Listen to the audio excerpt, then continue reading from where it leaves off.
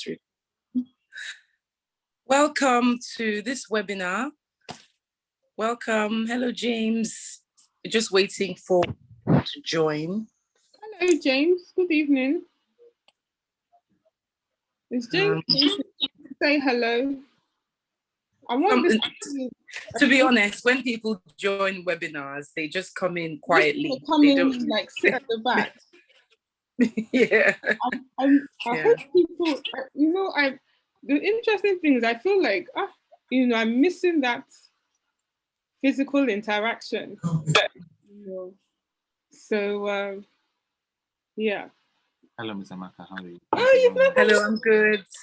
Thank you. Thanks for joining. Thank you very much for giving my wife a job. Thank you. Oh, hi. Nice to see you. Oh, did you not see who it was? We're recording, by the way. Sorry, I'm sorry. Yeah, sorry. No. That's school. Please edit my schoolgirl error, schoolboy error. We're too excited. So that's why I wanted to start a bit early. I wanted you to meet him. I've been talking about you guys to one another so much. I thought, but it's okay. Right. Yes, we're waiting for more people to join so we can have a good webinar. Okay. So far, we've got one person on. It's a bit of African timing. People are never on time, even on webinars. Amazing. What I'll do is, okay.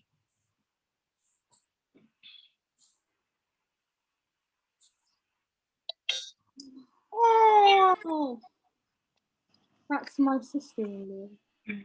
Oh, welcome to the webinar. We're about to start. Good evening. Good evening. Hi, everyone. Timing goes on, so we only have a few people at the moment, so we're going to wait for more people. Thank you so much. Thank you. Yes, of course. Thank you very much. Thank you for taking time. Welcome to the webinar. Welcome. As you come in, this is the Develop Your A Game platform. And I'll just speak a little bit on the platform whilst we wait for more people to come in. Develop Your A Game was set up basically to provide free resources, information, skills podcasts, and a resource community where people can learn more about how to develop their A game, how to boost their careers and their small businesses or growing businesses. So this is our second ever webinar. Our first webinar was last month, and it was about biblical secrets of success. That went very well. So we're really, really happy to have our dear Wonuola Fasehun today, a very accomplished accountant, qualified in the UK and in Nigeria. So she's going to be taking us through all the do's and don'ts and what you really need to run good business accounting for your small business like a pro. So we're really happy to have her with us this evening, and we're happy to have you all on the call. So let's just give it a few more minutes and let me introduce myself. My name is Beverly Abakoba Onyejianya, and I'm the founder of Develop Your A Game. So I'll tell you a little bit more about it, perhaps after the webinar is over, but just want to give some more time to let more people in. So I suppose we can start in about 2 minutes so we don't keep people waiting much longer. So I hope everybody is ready to learn a lot. Let's have an interactive session. Let's just, bring our A games and learn a lot about accounting. So Wonu, we're just waiting now. Thank you. Okay. So thanks for the introduction. You're welcome. So we'll just be... I will make you a co-host, so... Yes, I can share my screen. Yes, please.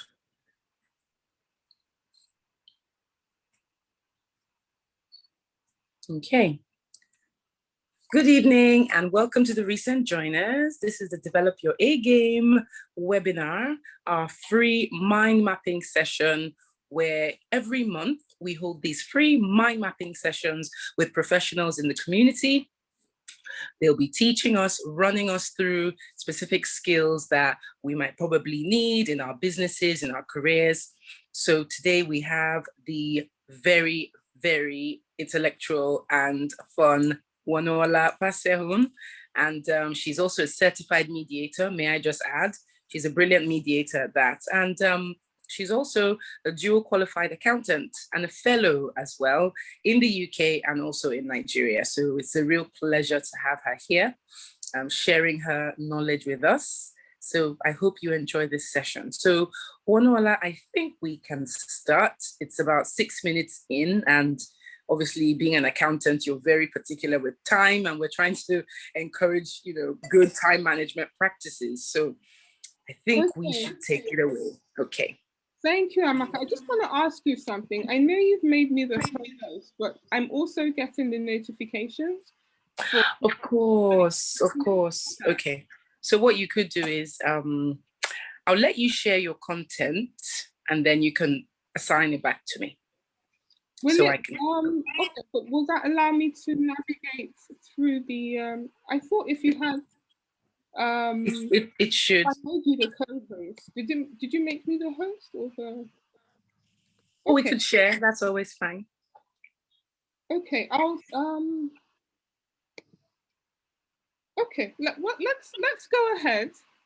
I'm going to share my screen. So first of all, good evening to everybody. Thank you to everybody that's here, that has registered. I really want to try and make this interactive. I don't want to turn this into a lecture or an accounting class. I feel like some people are just going to log off, nod off. What I'm really going to be doing is I'm going to be drawing on a lot of the things that happen with me and ALP, our clients at ALP, and just really going through the various scenarios that some of our clients face as small to medium-sized business owners. I'm going to share my screen now so that you can see my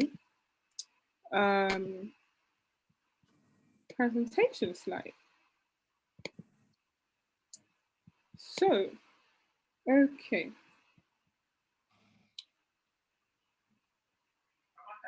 Right, okay. So Amaka has done some introductions, and I guess most of you already have seen the bio. My name is Wonuola Fasehun, or I go by Wonu as well. I'm an accountant at ALP Professional Services, and it's an audit firm and a business advisory firm. And we have clients across a number of sectors.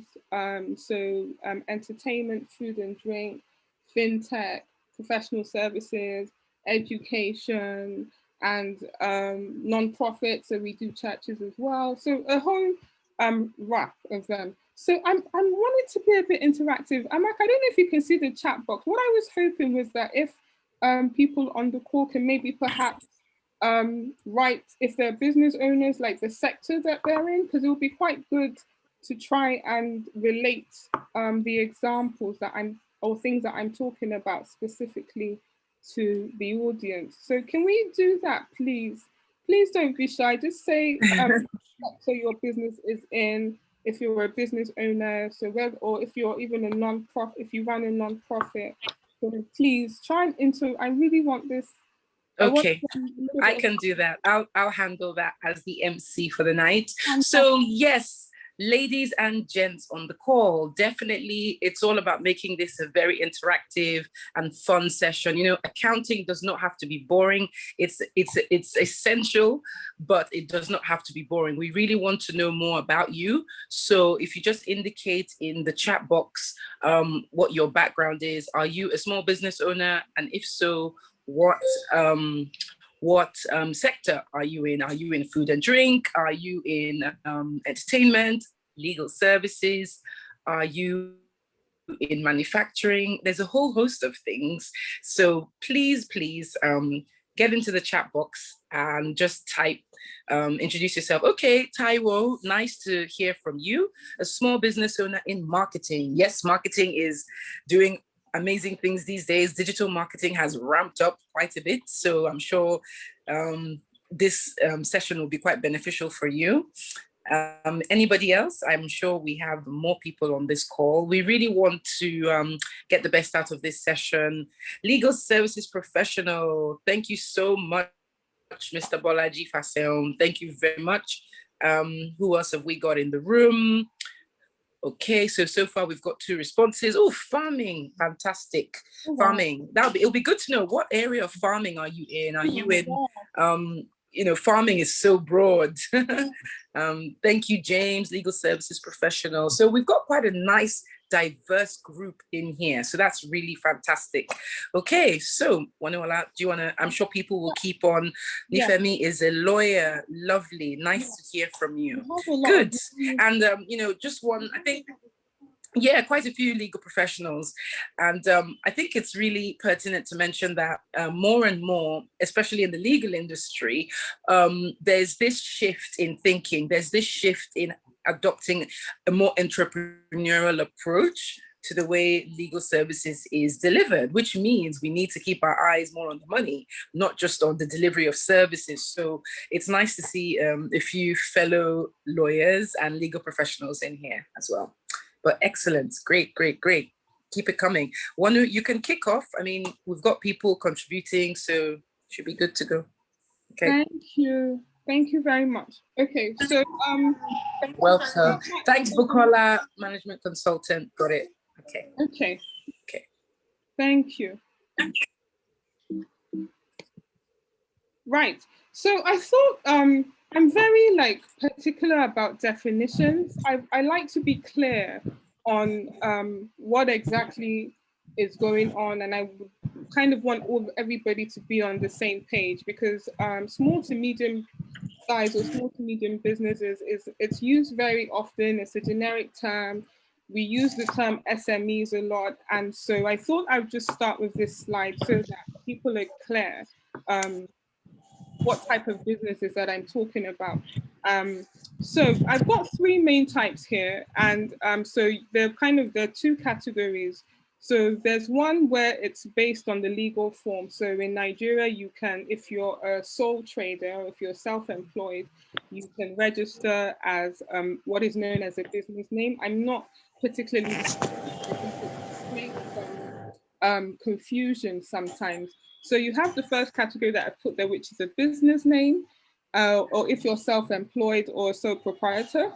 The second one is a small, but sorry, can everybody please mute?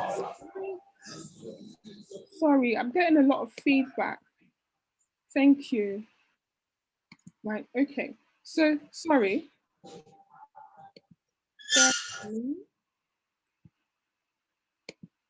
Okay, so sorry, so back to the definitions. I said we have 3 main types. So you have the second one across the screen, which is a small company, and it's what is usually registered, or what would be registered as a private company that is limited by liability. So last year, at the beginning of 2020, the Finance Act was passed. And what the Act did was, I thought was really good, was that it clearly defined what is a small company, and it used revenue as the differential to do that classification. So you have a small private company limited by liability, and you have a medium-sized company. So it's considered a small company if you earn revenues of 25 million naira or less, and a medium-sized company, which is very clearly on the screen, is 25 million naira and above, but less than 100 million. Now, I'm just going to quickly just talk through these other things about administration of tax again, because when we go through the slides a bit later on, I'm going to be making references to tax. And I think if you're a business owner, it's one of the issues that business owners tend to have, is kind of struggling with that. So if your business name, you're self-employed, Then the administration of your taxes is done by the state services, so based on the state where you're resident. So the most popular one, or the one that I tend to deal with, or we tend to deal with at in ALP-PSL, is LIRS, Lagos State. For small companies and medium-sized companies, so private companies limited by liability, the tax administration is done by both FIRS, Federal Inland Revenue, and state, because you would pay your company taxes, for example, to the federal side, and then your personal income taxes of staff and salaries to state. And then I've just put there as well income tax applicable or rates. So again, if you're self-employed, it's a business name, personal income tax will apply to you. So what you can do, what happens here in this instance is, if you're self-employed, you're meant to do a self-assessment at the end of the year, or 90 days at the end of the year. So it's usually end of March. You kind of have a record of all your income from your various sources, and then deduct whatever expenses you've incurred, and then what is deemed to be your profit, you would apply this rate of 7 to 24%. And it's a graduated scale. So the first 300K would be 7%, the next 300 would be 11%, and so on and so forth. Now, this issue of 0% is oftentimes a bit of an issue because people don't understand it. It doesn't make sense that, you know, I don't have to pay like tax at all, like I'm not liable for taxes. So what happened last year with the Finance Act that was introduced was that they said, if your revenue is less than 25 million naira, when I say revenue, I mean all the money that you earn, all the money that comes into the business from providing your goods and services, before you start to deduct your expenses, before you start to deduct things like salaries, the cost of your maybe ingredients, your materials, transport, rent, things like that. Before that, so when you've then deducted it and then you've calculated your profit, it's 0%. You don't have to pay any company income taxes, which is pretty extraordinary, because if you happen to have revenue that goes over by 500K, so you earn, let's say 25 and a half, you immediately move into the 20%. So there is a bit of, it's a bit weird, because I think what it now means is that people will start asking themselves, okay, should I split my business into two? Do I underreport? It's a new law, it's a new rate that's come into play. So we haven't really seen what the impact of it's going to be, and we don't know how the tax authorities are going to respond when we start filing. But anyway, so this is really just to kind of say, this is the company types I'm referring to, and here they are. So moving on. So the next slide is, I beg your pardon. Okay, so we're doing definitions again. So when I was looking at the flyers for today's session, it's called How to Do Accounting for Small Businesses Like a Pro, but there was also reference to bookkeeping as well. So I thought it would be good as well for us to just kind of see that they mean slightly different things, so everybody once again is on the same page. So bookkeeping, I just think of it of tracking your inflows and your outflows, tracking and tracing. So you're just keeping a record. So bookkeeping is essentially record keeping, which is stated on the slide. And all you're doing is every inflow, everything that comes into your business. So whether it's money from the sales of your goods, fees for your services, whether it's money that maybe you've borrowed, whether it's money that is coming in as an investment, you're recording every single thing. And this really forms the basis of you being able to prepare your accounts, you being able to prepare financial statements, being able to really see what's going on. So this, you know, being able to get a really good hold of this aspect of bookkeeping, or bookkeeping at all, is really going to be the key to doing your accounting like a pro. So the next row we have just talks about the frequency, which means how often should you be doing it? It can, and the frequency will depend on the need of your business. It will depend on how busy your business is, the volume of your transactions. So you probably want to do daily record keeping if you have daily transactions. So maybe you work, you know, in retail, you work directly with customers. So people are buying your things every single day and you are also spending money every single day. If the transactions or the volume is not as high, maybe it's just every couple of days, then you might want to just consider doing your bookkeeping once a week. And I think just to kind of, on this frequency thing as well, you know what's going to work best for you. As you know, as a business owner, you know, like, okay, when is a busy time? When can I schedule this? Or when can I delegate this? So that's that. With the accounting and preparing of financial statements. So on the definition there, I've got the measuring, the processing and communicating of financial information. It's a record of financial affairs. So when you're doing your bookkeeping and you're keeping your records, you might not necessarily know if you're making a profit, if you're making a loss. It's not going to be clear. So the way I like to think about it is that I'm telling a story. So I'm taking everything that I've gotten or done while bookkeeping and I'm processing it to see what is going on in the company. So that's kind of the relationship between the two.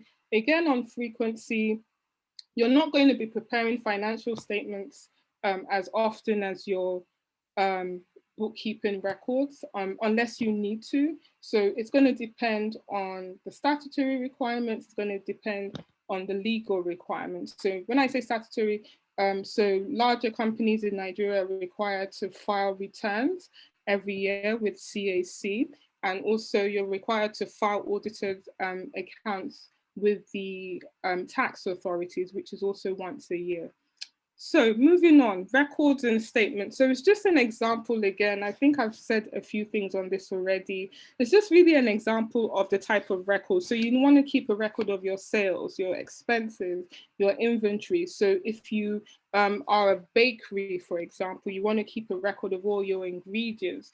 If you manufacture anything at all, so maybe if you make leather goods, and so you have a supply of leather, you have a supply of fixtures and fittings. These are things that you want to be recording. Payables and receivables, very key. So the payables refers to what you owe, and your receivables is what is owed to you. Now, this is a very important part because very often times when business owners don't keep track of this, it can cause cash flow issues. So it's really something you want to keep on top of. And for the statements for accounting, we have your income statement, your balance sheet, and your cash flow.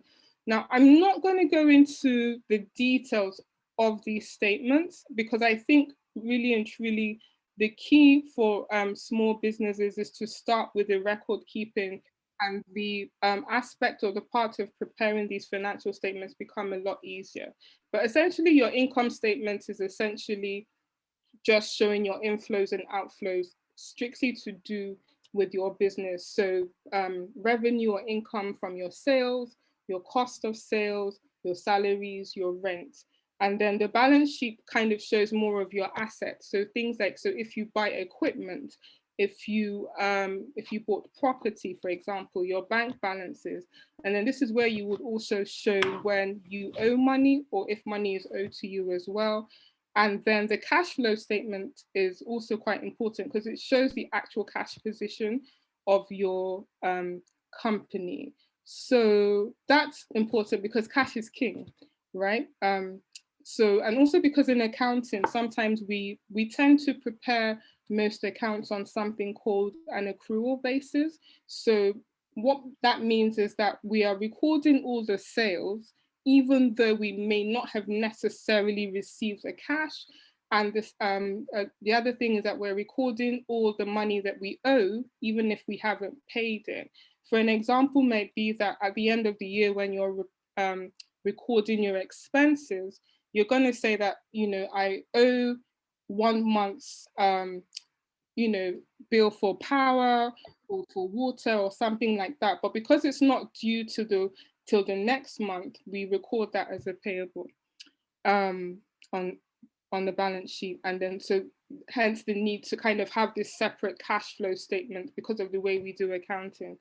So, okay, so moving on, just the last section is just do you. So the bookkeeping is for you, it's for the business owner really, just for you to see what's going on so that you have documentation about the business, and it enables you to then go on and prepare your accounts. So if you can get a hold of your bookkeeping, the preparing of accounts is going to be a lot easier for you or for your accountant. And then we have the use for your accounting statements, your financial statements, which I said earlier on. It's used if you need to file with CAC, if you need to file your taxes. And then this is the point which you really find out whether you're making a profit, you're making a loss, whether too many people are owing you money, whether you are owing too much, whether you're not really doing as well as you hoped, or you're not growing as much as you hope. Because one of the other things that is quite useful to do is looking at 2 different years side by side and measuring that performance. So I'm going to move on. And so this next section, what I want to do, like I said earlier on, I'm trying to make this interactive. So if we've had people coming in, what we said at the beginning was I wanted to try and tailor the examples to make it as practical as possible. I don't want this to become a lecture, which I'm sure it's already sounding like one, but I promise you it's going to get more interesting. So if you've just joined us, thank you very much. If you can just type in the chat box, please, if you're a business owner, kind of the sector your business is in, please. And also what would be useful is if you can just say how long you've been in business. So yeah, thank you. Amaka, so if anybody I'm here. About anybody else is typing, or if we can kind of hear how long in business. Okay. No comments coming in yet, but I'm sure the comments will come in. Okay, so we've got your hubby, I think, Wonuola Fasehun, and what they've just said, starting an online business. Tolu Ali, welcome. Hairdressing salon. Bimps, welcome. Is thinking about starting a business. That's really great. I think there's no better time than now to start a business. And you know, you're in the right place. You've got one of the best people in the accounting advisory business, you know, doing this session. So you're definitely in the right place. So yeah, it looks like we've got another diversity of backgrounds over here, from hairdressing to online, I suppose, retail, to I'm thinking about starting a business. And you know, so many people are starting businesses. Isn't that right, Wonuola? Yeah. You know, a record number of people are starting businesses, especially because there's so much uncertainty with you know, with the 9 to 5, people downsizing their businesses. So you know, you're in the right place. Let's getting the best advice you can possibly get on accounting and bookkeeping. Okay, Taiwo Da Silva, welcome.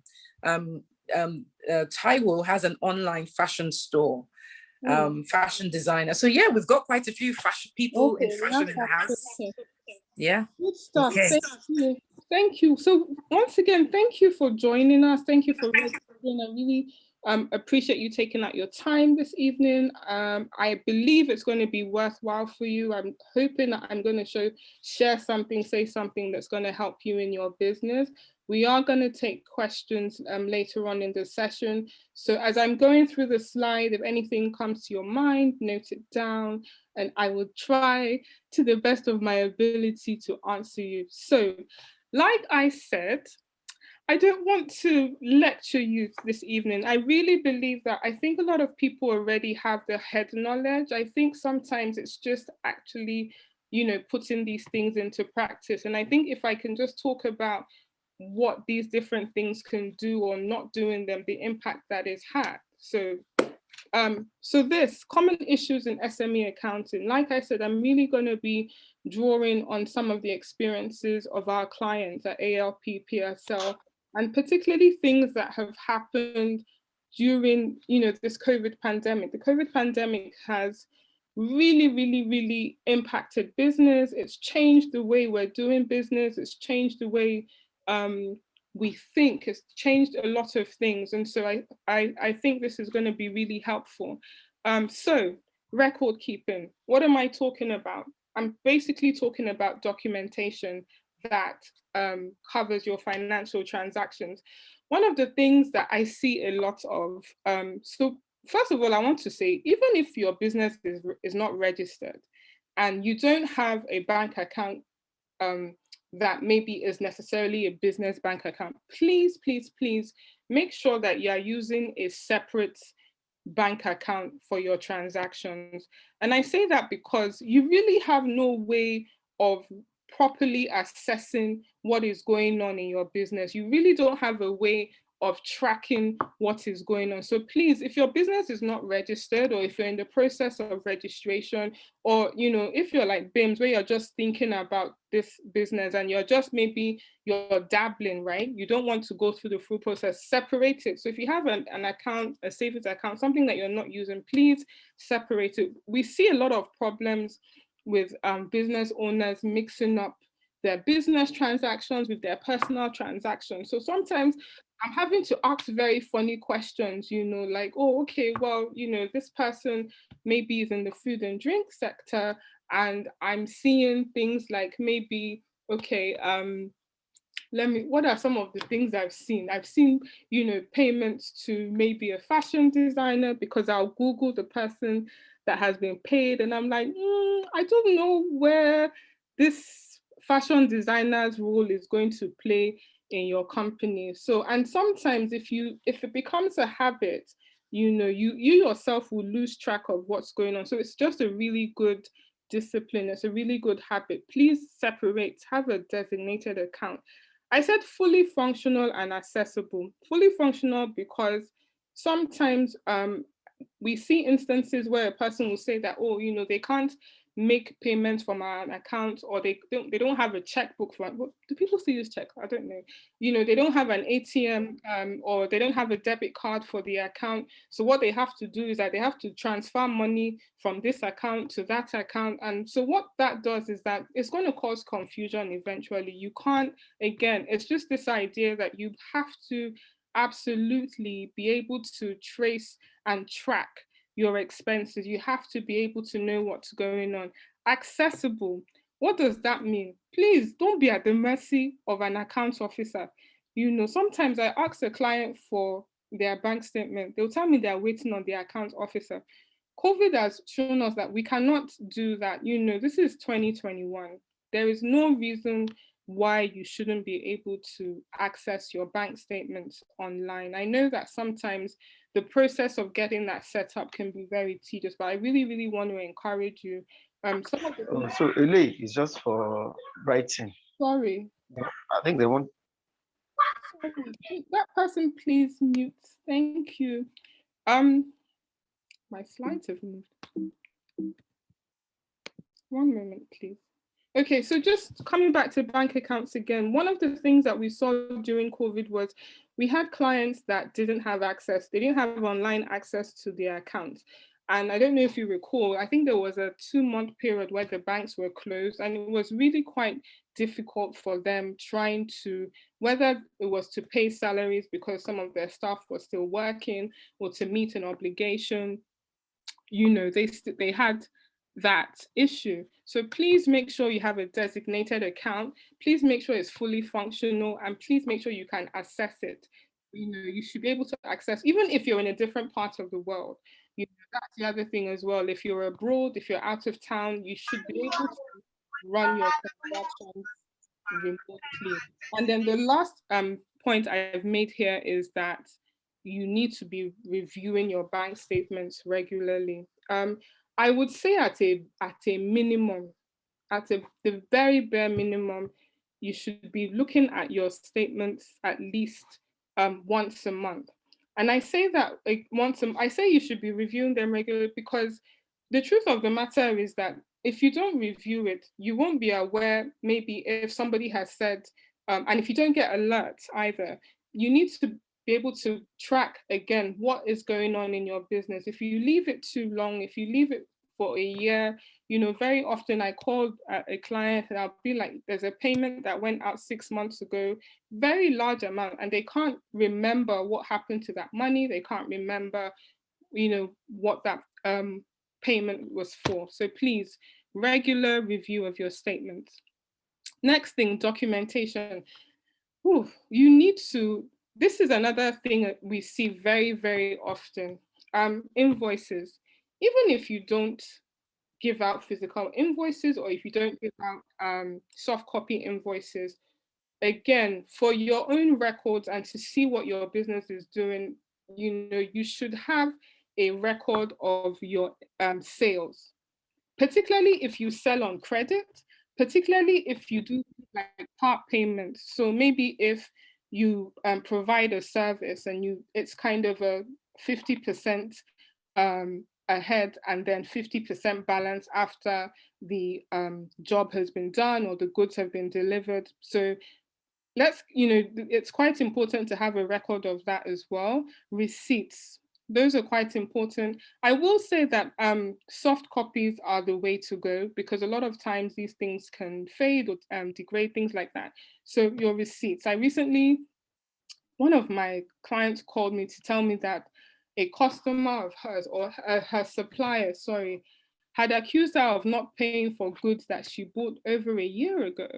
And it became very serious, because, you know, they had been going back and forth about the payment of these goods, and only for her supplier to go online and to really kind of say really nasty things about her and tarnish her name and the name of her business. And her thing was that she had paid in cash when she went to buy. She didn't have a receipt anymore. You know, she doesn't even recall collecting a receipt. So the dispute is ongoing. So it's, you know, something that shouldn't cause problems can really, you know, get magnified and cause problems. So I've said payroll. So payroll is just kind of the payments you're making to your staff. Statements, I've talked about the statements again. So statements, if you use apps, if you use wallets, if you have investments for your company, and I've included the term here, cloud storage and soft copies. Again, you know, just using the cloud to store your documentation is really, really the way to go now, for obvious reasons. Really, first of all, if you need to access documentation remotely, if you're out of town, out of the country, if your laptop or wherever it is you store your documents gets destroyed or stolen, we've seen a lot of that happening as well.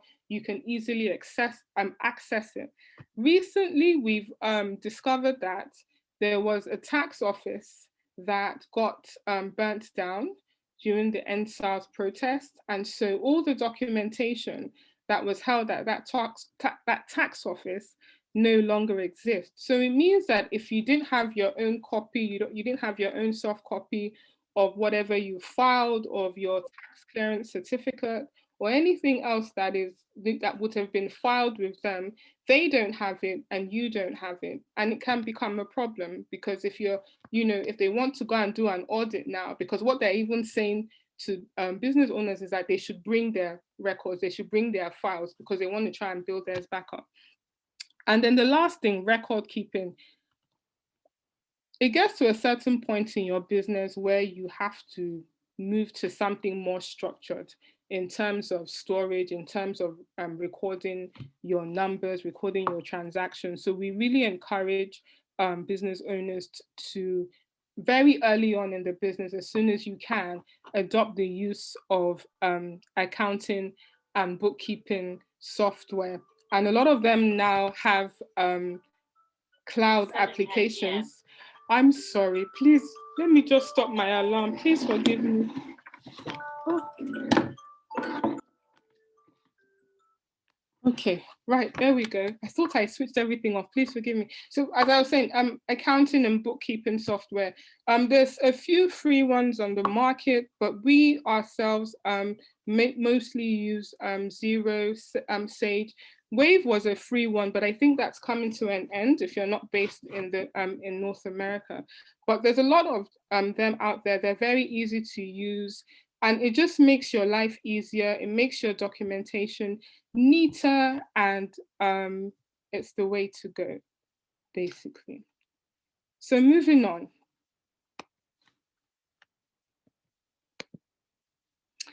Okay. I'm going to read out the quote. The hardest thing in the world to understand is the income tax. And that was supposedly, I haven't been able to confirm this, but my thought is that, you know, if Albert Einstein, who is considered to be a genius, struggled with taxes, then it's fair enough to say that, you know, everybody else is going to also struggle with it. It can be complicated.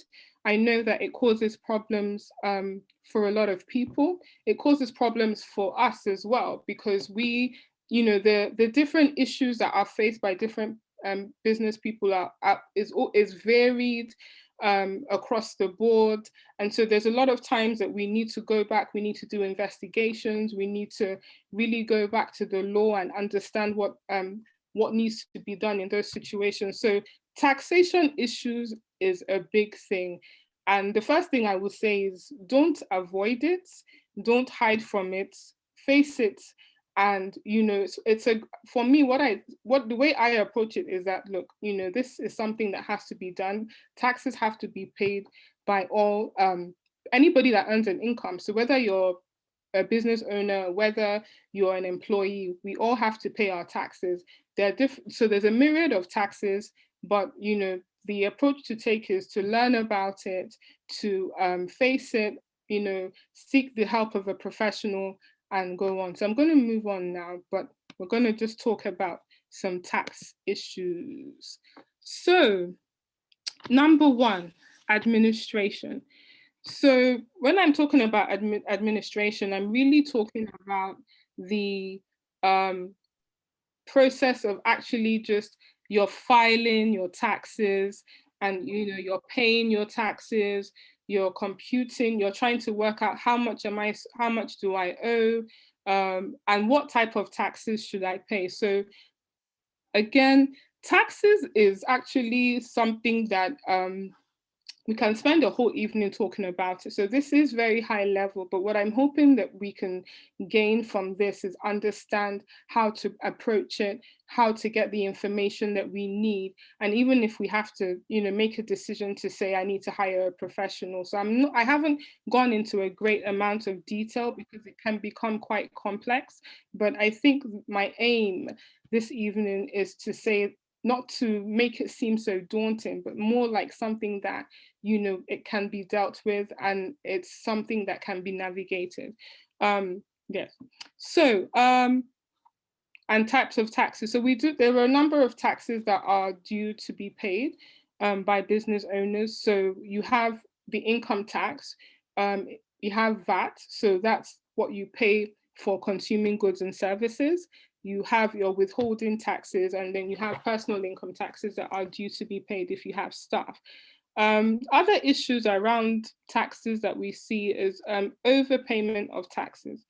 Overpayment of taxes is a problem because our tax authorities are not really known for doing tax refunds.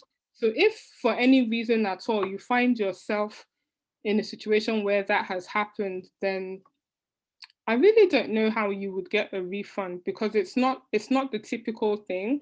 And also the other thing that has been an issue is payment to the wrong tax authority. I beg your pardon. So for instance, if you have withholding taxes that are due, which is the withholding tax is a prepayment of income taxes, and if you pay it as value added taxes, so the VAT, so the tax that you pay for consuming goods, and you pay it, you're withholding to as VAT, you know, if it's a mistake. And it happens quite often because typically for businesses that large corporations, large businesses, what you see on the invoice, you see the VAT element. A lot of us pay VAT on goods and services when we go to the store. We're just not aware. So maybe the next time you go to the store, look at the receipt. There's usually a VAT element on the receipt.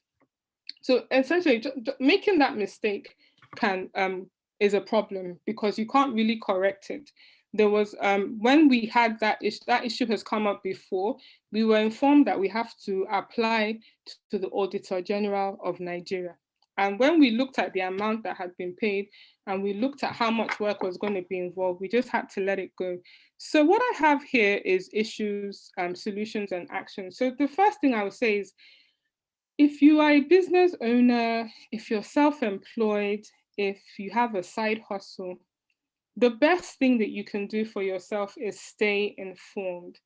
And I say that because I feel like, in my dealings, so, over the past 18 months or so, it sometimes feels like the tax authorities are trying to catch you out. I think in terms of the tax authorities in Nigeria, that the aim is not really to, I would say there isn't a lot of effort to educate taxpayers. So you do have to be aware that yes, there might be some form of tax due at some point while you are running your business. So you have to actually take responsibility and stay informed. You can hire a professional that can do your taxes for you. You can, one of the things that has been quite helpful, you can, is joining, if you're, joining specific professional groups where they talk about things around your particular sector, any developments that are happening that affect you, that's one way of doing it, or attend a webinar like this. Very good source of info right now that I'm finding more useful than their website is Twitter, surprisingly enough. So FIRS and LIRS Nigeria, they're very, very active on Twitter. So because one of the best way to inform yourself is in bite-sized pieces. You really don't want to be picking up large documentations, large PDFs, Company Income Tax Act, Personal Income Tax Act. You really don't want to be picking up these large, hefty, wordy documents. So the best way to go with that is to say, okay, get something that is going to allow you to learn as you go along. So these bite sizes, pieces of information that just allows you to update yourself. So if there's any development, so a new development that came in this year is that if you earn less than 30,000 Naira per month, you don't have to pay personal income tax anymore, which is a good thing to know because the tax authorities do make a note of going around and demanding to see your tax receipts, demanding to know if you've paid taxes. So if you know what your obligations are, you're kind of more in a position of power. You are helping yourself. They're not going to tell you, that, oh, they've changed the law, you don't have to pay. But if you're in a position where you already know, then you're better off and you can stand up for yourself. Tax investigation. A tax investigation is usually where it can happen in a scenario where you pay your taxes, and it can happen in a scenario where you haven't paid your taxes. So the authorities can decide that, based on what you've paid and based on what they think they know that you've earned, that you've underpaid your taxes. If they become aware, if you come under their radar, and they become aware that you are operating a business, you've been earning money, then they send out something known as a tax assessment. They'll do a desk review of what they think you may have earned. A while ago, there was an issue where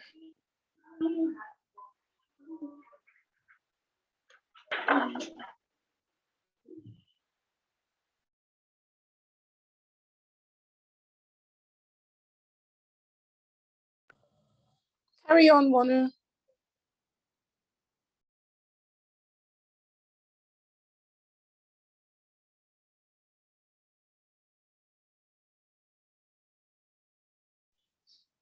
Wonu, you need to unmute yourself. Unmute yourself. Sorry, Thank you. I think somebody must have muted me. Okay, so I'm not sure when I was muted.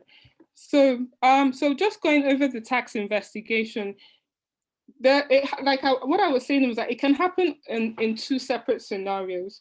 It can happen if you've paid your taxes and they feel like you've underpaid, and maybe perhaps you've not declared all your income. And the second scenario is if you've not paid at all and you've happened to come under their radar, because FIRS does have access to information that tells them you've earned some money. So there's one scenario is in the issue of withholding tax. So if you've provided goods and services to the banks, to government organizations, they take it upon themselves to deduct a fraction of what you're due to be paid as a withholding tax. And that amount gets recorded with the FIRS. It's usually 5. FIRS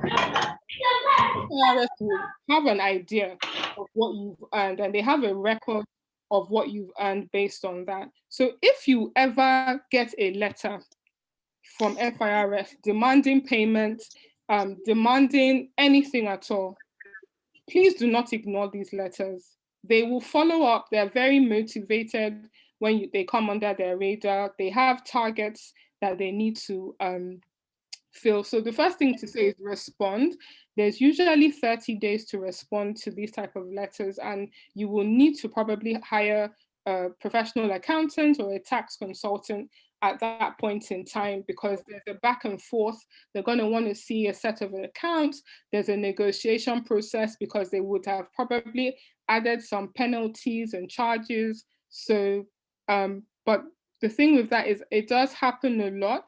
And the other thing I want to say is that, you know, if COVID has affected your business, COVID has also affected the tax authorities. So they're very motivated right now to get people to pay their taxes. So if this happens, it can happen whether you've been tax compliant, you need to respond immediately and hire a professional. Penalties. So the penalties, I guess, is kind of tied to the tax investigation again. There are penalties for late payment of taxes, there are penalties for non-payment, and so the thing to do is just to pay your tax. Be aware of that. I'm sorry. Okay, there we go. You know, be aware of that. Pay your taxes. If it's a situation where you haven't paid, so if you are charged, the way to do that is to pay prompt payment and filing of taxes to avoid penalties there. If you've been served penalties for late payment, non-payment, again, you absolutely must respond. You know, not responding is not an option at all. And hire a professional.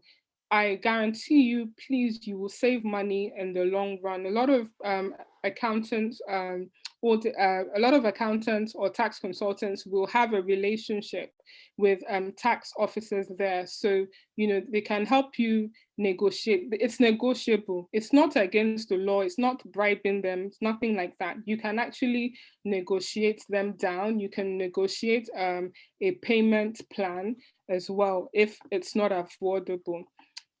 So the last one is tax planning.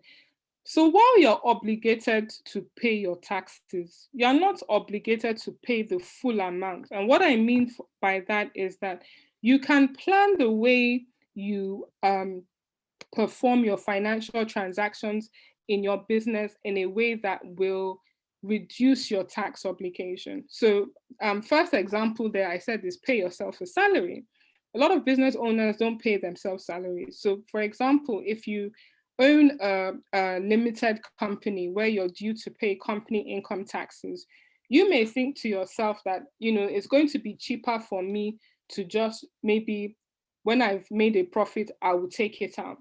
I think if you've gotten to a point where your business can afford to pay you, because sometimes if your business is growing, you might not be able to do that. If you've gotten to a point where you can pay yourself a salary as a business owner, please do that. It's cheaper for you. It's more tax efficient as well, because what happens is that the money that comes to you, you will pay personal income tax, which is at a lower rate usually than your CIT. So, but the things that you have to take all of these things into there's a lot of things to take into consideration.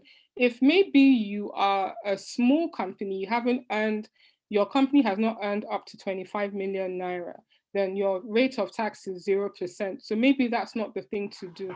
But the point is that one of the things that we help our clients to do is the tax planning, to look at what is the most tax efficient way to manage my transactions. If you're a sole trader and you're self-employed and you're paying personal income tax, you don't have a pension, you might want to consider contributing to a registered pension scheme to reduce your tax liabilities. There are things called tax incentives. So they are incentives that have been set up by the government where you can, if you're in a certain sector, so I think somebody said they're in agriculture on the line there. Somebody said that they're in the agriculture sector. I think, did he say farming or agriculture? One of the two. But there's some tax reliefs available to you. There are tax holidays available to you, for doing that. If you buy like a fixed asset, maybe a piece of equipment, and there's some tax relief there as well.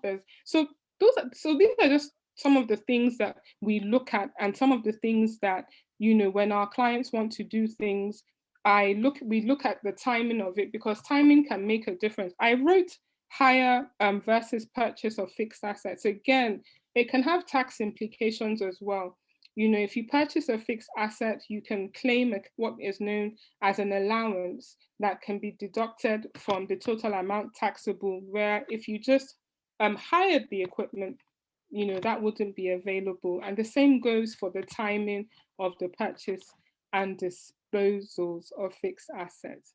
So I don't know, Amaka, before we go on, I just wondered if anybody, has had any issues with the tax authorities. I'm trying to make this interactive, and it's just very quiet. So you've been sharing so much information, so I suppose people are just digesting all the information. But I've had friends who've told me that the tax office literally slammed them with like a 1 million naira bill. Like literally, they'll send them a 6 million naira bill, and they're thinking, what? Like, where's this coming from? So what you said about sometimes the tax office, it's almost like they're not deliberate about advocacy. They're not deliberate about education. It's almost like they're setting you up. I have to be careful, because I don't mean that. But what we're saying is we have to actually make the effort to find the information, because for whatever reason, they don't always share. But if you do go to them, they will give you the information you want, but don't expect, like the websites and all to be so up to date. But like you said, the Twitter handles are pretty good. So you can always find information on Twitter handles. Yeah, much, much, much better. So, so with those things that happen with your friends, those things are very intimidating. If you ever see those letters, they'll say you've committed an offense of tax evasion, it's a criminal offense, you are liable to this and that, and it can really put the fear of God in you. But I think, again, this comes down to, as a business owner, please, stay informed, stay educated, seek the services of a professional. It will put you in a really good position. So I'll move on if nobody has any questions so far, any comments.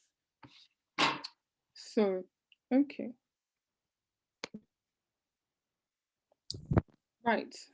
I think I've jumped. Where are we? Okay, so there we go. Right, so we have some other issues here that I'm going to touch on. I put tax separately there because it's a big issue, and I think it's something that comes up more frequently than other issues. Wonuola, if you don't mind, someone's just raised their hand. I'd like to invite them to speak. So, Taiwo, I'm going to ask you to unmute. So would you please, share your concerns or... Thank you. Okay, good evening all. Hi, good evening, Mr. De Silva. Okay. Sometime last year, I tried um, to register my NIN or something like that. I wanted to open a bank account with my. I had done this business registration for some time, so I tried to open my NIN. I went to the tax office close to the address of the company, and I was told to pay about 1.5 million naira because the business name has been registered about 5 years ago, but I was not using it that period. And the guy said I should pay about 1.5 million or something that I have to pay. And I said, but I did not use this business name. I just registered it, and I didn't use it for all this. I didn't use it all this while. Now I just want to start using it. And they said, and that's the policy, blah, blah, blah, blah. And then later referred me to somebody else. That one now said, okay, I should come and pay 250,000. And I said, this business has not been on. I'm just starting it now. I just registered it then because I had the time. To cut the long story short, I just abandoned the business name and went to open a new business name because for me it's cheaper. Hello. So just so I'm clear, yeah. So So for just me so it's I'm cheaper. clear, was it the tax? Yeah. So was it the tax office that said you should, that you owed, that you was it that were they saying that you owed or that you had to pay? They say I have to pay. I'm trying to That they have to understand that they would calculate the number of years the business has been registered. That I have to pay for those years. But I told I them understand. I've not been running the business all this while. I'm just trying to open a business account now for the business. So why should I pay? And they are saying that because I registered it like 5 years ago, I have to pay tax for 5 years. For every year. Yes. So that is actually, they are correct to an extent, but you said it was a business name you registered. Was it a business name or a private company, limited company? A business name. Okay, so what happens when you register a company is that so when you register a company, you are required to, so after the first 18 months is the longest time you can wait before you do the first filing. So there's filing with CAC and there's filing that you do with FIRS, the tax authorities. Or there are two sets of filings. There's one with CAC and there's one with the tax authorities. Now, what usually happens is that when you've registered your business, you are required to, after a period of time, start filing with them to say, okay, I've set up a business, we're operating, we're earning money. Now, if you haven't set up a business, you haven't done anything, what they've said is that there's something called statement of affairs that you're meant to register with them. So there is a fine for not doing those filings. And even if you're filing 0% or zero revenue, there is a fine. And so what has happened in your case is that at the point that you tried to open the bank account, you came under their radar. So it's they are technically correct, but I'll be interested to know, they probably pulled it out. So it's years of, the way the fines work is that they calculate every month that you've missed, every year that you've missed. So for example, they can say that, okay, it's 5 years, so that's 60 months. So it's 60 times 20,000, and then they will now add interest on the amount owed. So that's a very likely scenario that happens to a lot of people, and a lot of people get caught out with that, because again, it comes down to not knowing. But these things are not they're not unfortunately, they're not really properly, taxpayers are not, I don't feel like they're properly informed or educated, because your feeling is that I just registered the company, I didn't do anything with it, so why should I have to file, why should I have to pay anything? But that is the laws. We've had a new companies law that came in KAMA 2020. So the law that governs registration has recently changed. So some of those things have now changed. So you won't experience that those type of things going forward based on your revenue. So there isn't a requirement anymore to do those things based on how much money is earned in your business. So I'm sorry about that. I'm sure that was very shocking. but it sounds like you've resolved it. Okay. The resolution was just to open a new business name. Yes, I got that. Yeah. So I mean that, yeah, but just to say that it's not, they're not necessarily incorrect. If you really wanted to use it, you would have had to have probably negotiated with them. Like I said, there is a requirement to file a return, even if you haven't done any business, you haven't operated, there's no account. So that's something that we do for clients very often. A client will go and register a company or a business name, and then 6 years later, 7 years later, they decide that they want to use it. And it usually happens if they need a tax clearance certificate, and to get a tax clearance certificate, you need to have been filing, you need to have been paying taxes, even if you are declaring zero.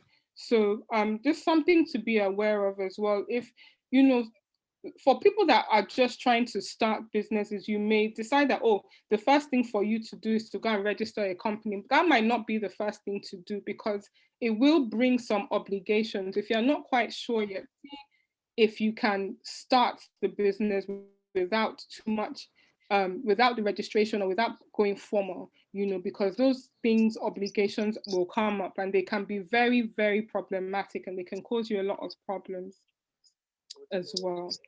Okay, so swiftly moving on, issues, fraud. Again, this is something that I've seen in mediation. So I'm also a mediator. So those of you that may have logged in at the very beginning, very early on, Amaka would have mentioned that. So I'm a mediator, and I mediate commercial disputes and banking disputes at the Lagos State High Court. So one of the things that has come up frequently is we've seen situations where a business owner does not keep records very often, or he doesn't keep records at all. So there was a particularly very, very, very massive fraud that I had to try and I had to mediate over. And so I'll explain what happened. What happened in that instance there was a business person that does projects. So the way his business run is that he does one project where he does one project where he manufactures something or produces something. And I can't go into too much detail because of confidentiality clauses, but I'll get the message across. So the way his business is structured is project by project. So he manufactures, he produces, he hands over, he gets the money for that and moves on. And so it was a very big project. Hundreds of millions of naira was his revenue. And his usual practice was that he would wait till the end of the project to be concluded. And this particular project took 12 months.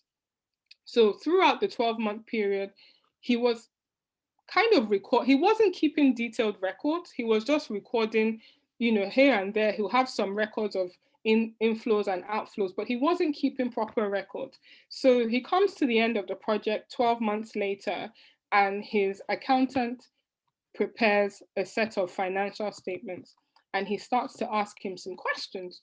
Now, what had happened was that during the 12-month period, this business owner is making a lot of money. He's making a lot of cash is coming into the business. And he decides that I don't want this cash sitting in my account. What I'm going to do is I'm going to invest it in a particular vehicle. He talks to his account officer, and the account officer says, okay, we can do this for you. After 3 months, you get your interest, you get your capital, it's guaranteed, it's very safe. So he likes the idea of it, he does it. So the first month he does it, he gets his capital, he gets his interest. So after that, he continues to do it. But he also notices that he's only now getting the interest. He's not getting the capital back. So he says to his account officer at the bank, oh, I'm not being paid I'm not being paid the capital. I'm only being paid interest. And what's going on? And the account officer says, oh no, don't worry. that, you know, we're holding it for you at the bank. That's the way this vehicle works. The problem was, it was a fraud. It was, the account officer was acting fraudulently. I beg your pardon. It was, he wasn't investing the money the way the customer thought he was. He had come up with fraudulent documents to say that this is your investment that you own. And it only came out after 12 months because his accountant prepared a set of accounts, was auditing what he had done over the 12-month period. And he started asking him questions. He said, money is going out. I'm seeing interest come back in. The documents you have for these investments say that the money should come back after 3 months.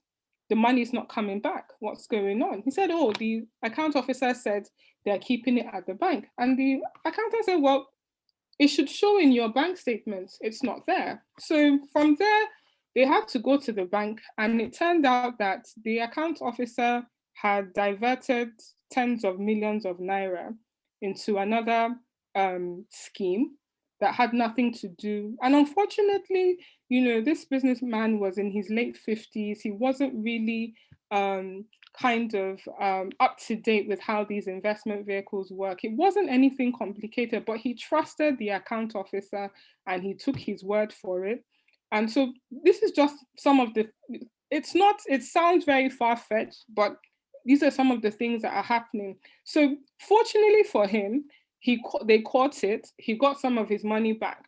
But my thought was, wow, you know, if this man had been preparing his records properly on a monthly basis, on a quarterly basis, this would have come up a lot sooner. And he wouldn't have gone through this very long-winded process to get his money back. So just, and again, to say, these are the things that some of the pitfalls, if you don't get into that habit, if you don't understand, you know, what you need to do to keep proper records and why you need to keep proper records. And like I said, just something basic as regular review of your bank statement. Disputes, no record, no proof. Again, this has to do with legal disputes. If you don't have a record of a transaction happening and there's a dispute about it, you know, how do you prove that that thing has happened? I used the example of a client that was accused of not paying a debt almost over a year ago, and you know, was subsequently embarrassed online. You know, the person really went online and had a field day and said very nasty things about them. So again, the record keeping is a very important thing. It's not something to you know, that as business owners, it's something that has to be prioritized. And I do understand that, you know, if you're in, you know, like if you're like Taiwo, where, you know, you're in the fashion business and you're in the creative business, you're like, you know, you really don't want to be spending time like focusing on those things. You want to focus on developing your products. You want to focus on making your products. You want to focus on honing your skills and providing a service. So maybe at that point, you have to delegate. You have to hire somebody to help you. Inventory management. If you manufacture, you process. So maybe, for example, you make leather goods, or you are a bakery, or you're a caterer, and you find yourself buying, you know, large amounts of stock and, you know, in food items, leather items, you know, things like that. It's really important that you have a system in place for recording not only the purchase of these things, but the movement of it. We have a lot of cases where staff steal things and you don't find out so much later, or maybe the food goes to waste because you really haven't been able to record your stock, your inventory. Visibility, virtual and physical. Now, the thing now is having online visibility. It's necessary, it's important, but be aware that if you're someone that is very, very you have very high visibility on social media platforms, then, you know, be aware that the tax officials, FIRS, LIRS, they are now on Twitter. They do monitor you. Sometimes I see people publishing parts of their bank statements, saying how much they've done in sales. And my thought is always, I hope this person is paying their taxes, because the tax authorities are becoming more and more savvy online. And the same thing with your physical presence. If you decide to go and open up a shop, you put a signboard up, you have a very colorful building or whatever, be aware that you must absolutely be tax compliant. You must absolutely, be keeping your records and be ready to answer them. Sickness and death of owners, more around business continuity and, having your records in good order in case, God forbid, the worst happens. What happens if you're not around? What happens if you're not there? So I'll move on now. Okay, so I've been talking about hiring an accountant, hiring a bookkeeper. You may think that my business is very small, I can't afford it, or you may think that, I don't do much, I don't need one. So these are just some things to consider, whether or not you need to hire an accountant or hire a bookkeeper. So I'm going to go through it very quickly. Commencement of business. So when you're starting the business, an accountant can help you set up, make sure that you're making the right decisions, whether it's about your funding, getting a loan, whether it's about investors. If you operate in a regulated sector, oil and gas, telecoms, finance, where you are answerable to a regulator, absolutely you need to definitely consider it. If you become very busy and you need to delegate, that's something else to take into account. I'm just going to fly through them now. Volume and complexity of your transactions. If you serve government organizations, multinationals, if you find yourself in a situation where you're being investigated by the tax authorities, and also if you're seeking funding for your business, you probably need to hire somebody to assist you and to help you navigate you, so that you don't undersell your business, or so that you don't take a loan that is is not affordable for your business. Next, moving on.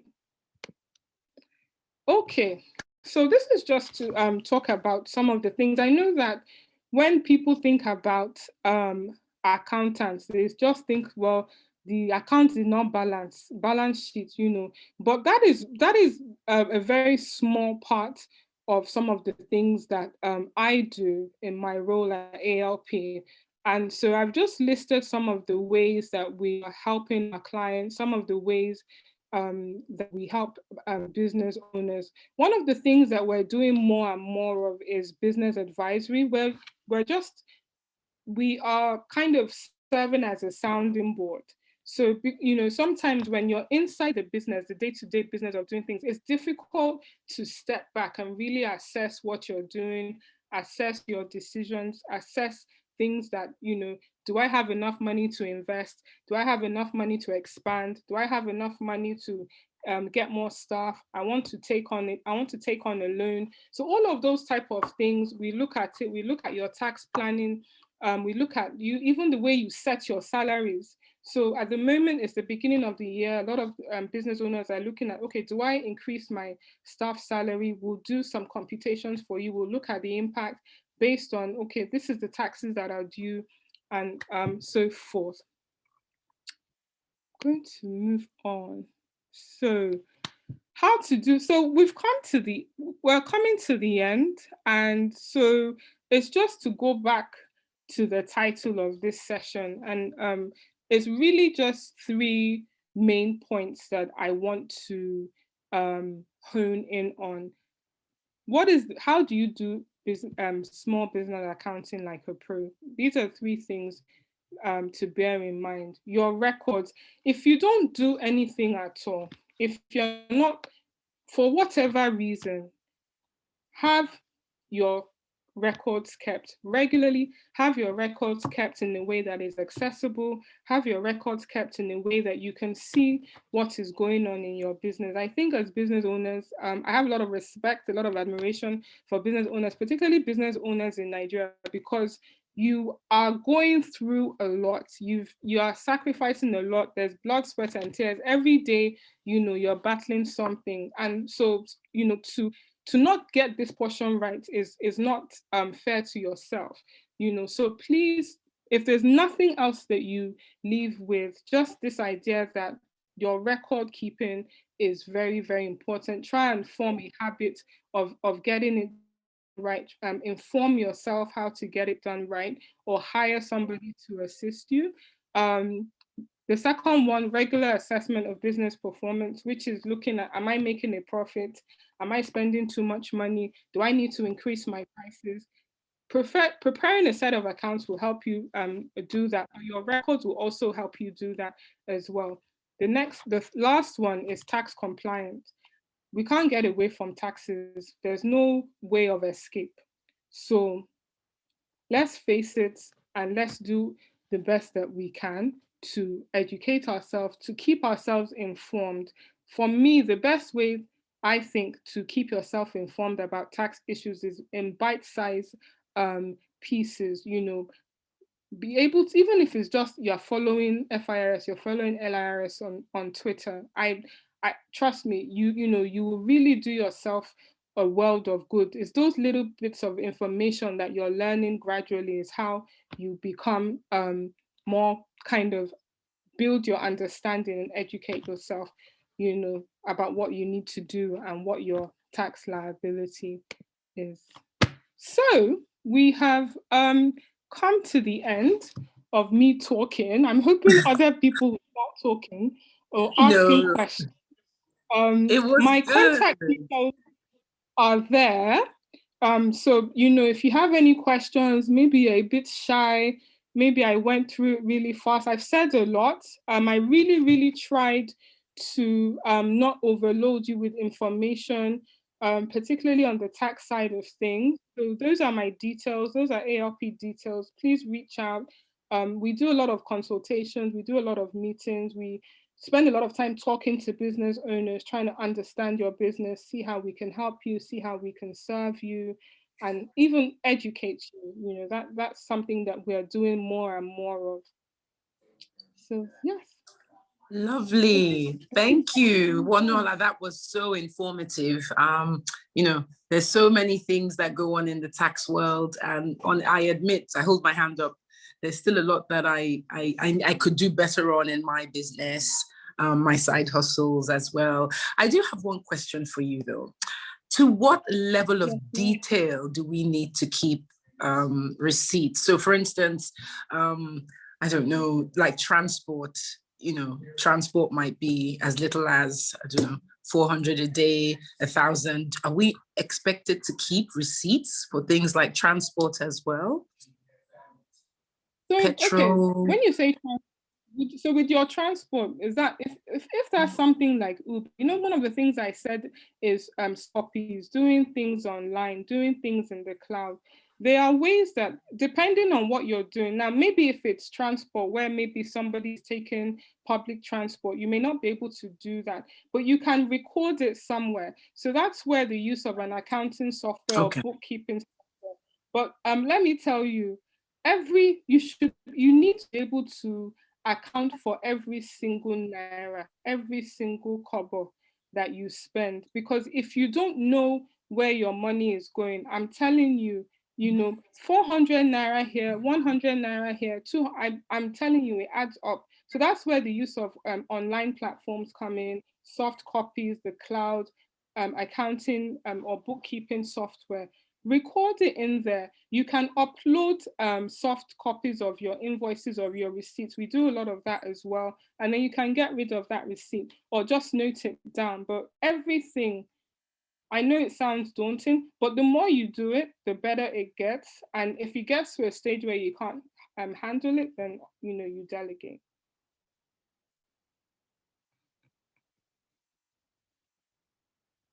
Hello? Sorry, I was muted. Excellent. Thank you. Excellent. Yeah, we just have to get it. We have to make it a habit of record keeping.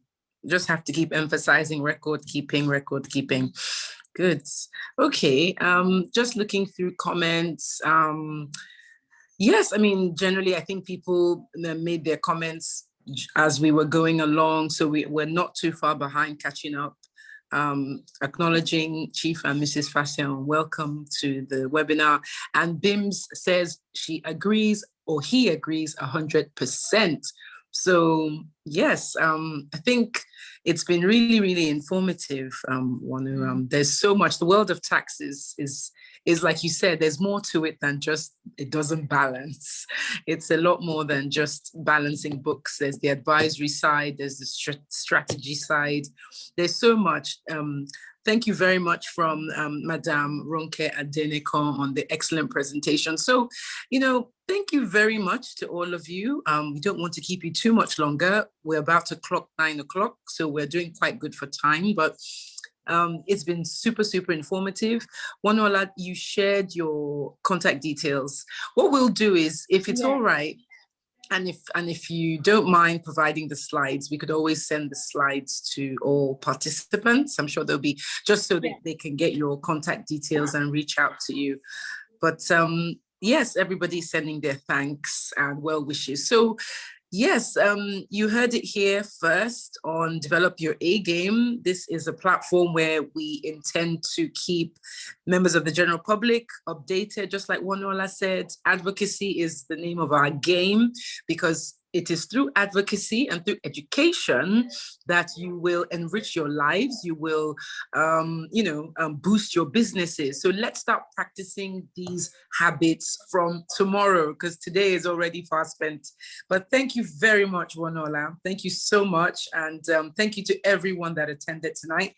Do follow Develop Your A Game on all social media handles so you can stay abreast of upcoming mind maps. So thank you very much. You will get a copy of this recording. Everybody's saying thank you, Wonu. Wonderful presentation. Yes, Wonu is brilliant. I want to say thank you as well. Thank you for having me on. Thank you for asking me to come on. And thank you to everyone that registered, that stayed. Honestly, accounting, tax, bookkeeping, it's not exciting. I think for me, what really motivates me is being able to help business people, so I do know that it can be challenging, but please reach out, please try and stay informed. And if you do things and make it a habit, I guarantee you will get better, it gets easier, and managing your business accounts will become easier for you. Lovely, lovely, lovely. All right. So I guess it's time for me to wrap up this webinar. It's been great, informative. Do follow Develop Your A Game across all social media so you can stay abreast of content development. You can stay abreast of fantastic presentations just like this one that you've heard today. So from me, Beverly, Amaka, thank you so much. Take care. Goodbye. Goodbye.